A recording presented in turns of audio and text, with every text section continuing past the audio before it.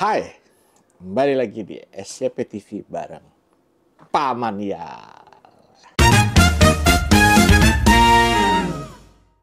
Kali ini kita mau bahas soal ada seorang yang dikenal dengan sebutan Gus Miftah. Ya, ini nih lagi beredar banget, nih lagi viral banget mengenai apa yang dia lakukan, ya kan, sehingga menjadi viral, yaitu uh, sebuah perkataan yang dianggap menghina terhadap seorang penjual es teh. Nah, itu kejadiannya adalah di sebuah pengajian, ya, atau sebuah acara. Cuman ini yang jadi persoalan nih, Gus Miftah ini nih akhirnya dikulik gitu latar belakangnya.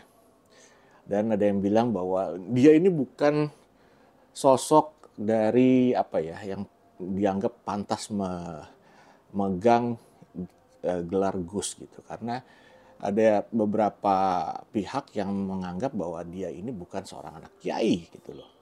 Kemudian juga ya, gelar Gus ini kan gelar satu ini ya, bukan hal yang bisa didapat sama semua orang gitu loh. Ya, ini adalah sebutan yang bisa dibilang sebuah penghormatan ya untuk di beberapa daerah. Nah, Gus Miftah ya, tapi diketahui akhirnya dulu bernama, sebelum terkenal itu namanya Taim gitu. Nah, si Taim ini memang udah dikenal sebagai salah satu pendakwah yang memang mempunyai kontroversi. Kontroversinya ini adalah dari perkataan-perkataan beliau. Akhirnya dalam beberapa hari ini diketahui dia ini nggak cuma pada saat itu doang menggunakan kata-kata yang bisa dibilang kurang baik gitu loh. Penggunaan kata goblok ya untuk di sebuah ceramah ini, dan akhirnya ini dia mengklarifikasi bahwa itu bercanda. Tapi maaf nih ya, Pak Miftah nih ya, respect saya jadi kurang gitu terhadap Pak Miftah. Karena apa? Pak Miftah ini kayak nggak sadar diri bahwa dia ini sudah diangkat sebagai utusan khusus dari presiden. Nah, sebagai seorang utusan khusus, ya harusnya bisa menjaga apa yang dilakukan, perangainya, perkataannya gitu loh. Udah lagi dia memegang gelar Gus juga nih, dan dikenal sebagai pendakwah. Ini sebenarnya beban moralnya jauh lebih berat ya. Cuman kayaknya Pak Miftah ini nggak menyadari itu, atau mungkin Pak Miftah kaget ya dengan beberapa jabatan atau posisi yang dipegang gitu ya. Ya kalau emang ngerasa nggak kuat untuk megang peranan-peranan itu, ya lepas aja, jadi aja pendakwah gitu loh. Kayaknya ini banget, pengen banget pegang peranan banyak gitu ya. Nah, tapi apa yang dilakukan Gus Miftah ya, itu sebenarnya kalau saya nggak salah, koreksi, tolong dikoreksi kalau saya salah, itu terjadi di tanggal 20 November acara tersebut. Tapi baru viral di awal Desember. Nah, ini cukup sangat disayangkan ketika dia meminta maaf. Ini pertama harus menunggu viral. Ya, kedua, yang bikin kecewa adalah kenapa dalam statementnya dia meminta maaf setelah ditegur oleh Mayor Teddy. Ini kayak apa ya? Kesadarannya kurang gitu. Dari tingkat kesadaran kurang sampai akhirnya ngerembet adabnya kemana sebagai pendakwah gitu. Harusnya sebagai pendakwah, ya kan, mungkin bisa lebih ramah atau memilah kata gitu loh. Ya, jangan sampai menyakiti orang-orang yang hadir sebagai jamaah di tempat itu. Ini Gus Miftah ini memang dikenal di kalangan selebriti, ya cukup dikenal sebagai pendakwah juga. Tapi kalau menurut saya semua itu akhirnya dibalut oleh dia dengan kata bercanda pada akhirnya. Ya, coba nanti dilihat nih ya potongan video di mana dia bilang itu hanya bercanda. Itu kan kurang ajar, konyol gitu. Bercanda juga harus tahu tempat, harus tahu lokasi, harus tahu situasi gitu. Nah, karena ada kata-kata bercanda akhirnya Gus Miftah dikomentari lah oleh para komedian. Ya, para komedian istilahnya menyindir secara halus ya kata-kata bercanda itu. Dan itu juga bisa dikatakan Gus Miftah ini akhirnya merusak nama baik dari kabinet Prabowo. Kenapa? Lah, udah pendakwah, udah dipercaya oleh Prabowo, ya kan? Apalagi dipercaya dalam bidang kerukunan, ya kan? Dalam beragaman, kemudian toleransi. Tapi sikapnya kok seperti intoleran jatuhnya. Intoleran terhadap kaum kecil, ya. Ini akhirnya menuai kontroversi. Gus Miftah itu siapa sih sebenarnya? Ya.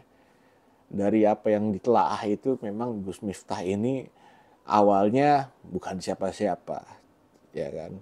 Ada potongan video yang dulu dia masih cabi gitu, masih tetap gondrong walaupun cabi, tapi tutur katanya jauh lebih lembut dibanding yang sekarang beredar. Bukan cuma itu, ternyata ada beberapa potongan video lain yang bisa dikatakan Gus Miftah ini sudah berulang kali ya mengucapkan kata yang nggak pantas. Contoh ada satu sinden ya itu terkenal juga ya kan, namanya Yati Sinden ini itu sampai dikatakan istilahnya jelek lah, kalau cakep cantik jadi lonte lah. Itu apa-apaan sih begitu? Pendakwah kok begitu? Gitu loh. Jadi ini jadi apa ya? Jadi sebuah hinaan yang dikemas dengan kata bercanda. Gus Miftah itu bercanda sama siapa sih? Sedangkan pendakwah itu kan nggak boleh main-main begitu. Pendakwah itu ya pada akhirnya akan diikuti oleh jemaahnya, akan diikuti oleh pengikutnya. Masa nanti pengikutnya akan bercanda seperti itu juga? Mau jadi apa ini? Gitu loh. Berikutnya adalah apa? Gus Miftah sendiri itu ternyata pernah juga mengatakan bahwa ya dalam potongan video tentang monyetnya si buta dari gua hantu. Ya kan, yang merujuk pada salah satu pedagang juga. Loh, ini apa sih kayak gitu? Gus Miftah ini maunya apa gitu? Pak Prabowo sudah banyak sekali ya dorongan atau desakan dari masyarakat untuk mencopot atau memecat Gus Miftah ini. Karena apa? Nggak pantas dia memegang peranan untuk kerukunan dan keberagaman, ya kan, dan toleransi. Nggak pantas lah, karena apa? Cocotnya itu loh, ya, nggak beradab. Pantas dia kalau misalkan istilahnya disematkan sebagai duta goblok kalau saya bilang gitu. Mohon maaf nih, Gus Miftah ya. Kita ini kan hidup ya kan, akhirnya apa yang sering kita katakan, ya kan, apa yang terlontar dari kita ya akan disematkan seperti itu gitu loh. Kalau dulu mungkin ada duta narkoba, duta ini, ya mungkin dia perlu disematkan duta goblok gitu. Saya mohon maaf nih Gus Miftah sebelumnya, karena apa? Ya itu kan saya menganggap itu karena hasil dari video yang ada ya perkataan dari Gus Miftah sendiri gitu.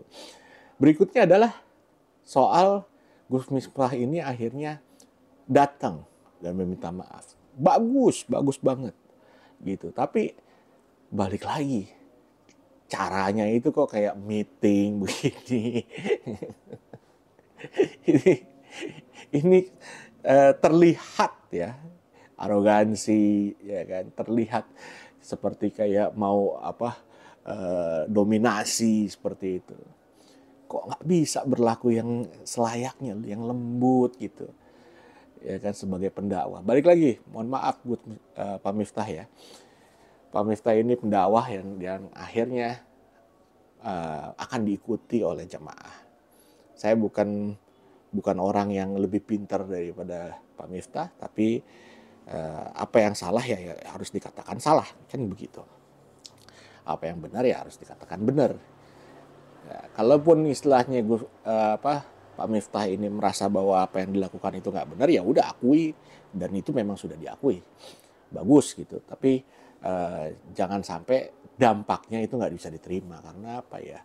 Baik lagi ya, sepertinya istilahnya gini, Allah menghinakan orang yang menghina orang lain, itu terjadi pada saat ini.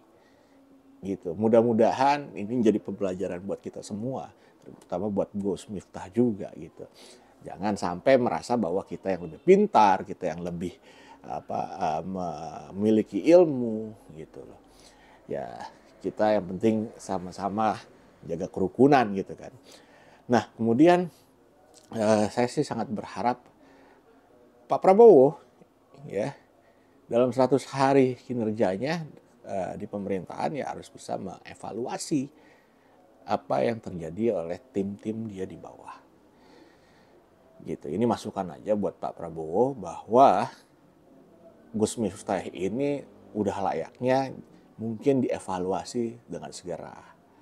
Karena apa? Karena ya nggak baik lah gitu. Yang dilakukan tuh nggak baik. Bukan jadi satu contoh sebuah keragaman, ya kan, kedamaian, apalagi dia melakukan sebagai seorang pendakwah. Jadi udah sepantasnya dievaluasi. Kalau memang menurut Pak Prabowo ini nggak baik, ya kan, ya udah diganti aja, kan seperti itu. Ya, buat Gus Miftah selamat, ya kan, dan selalu semangat untuk memperbaiki diri.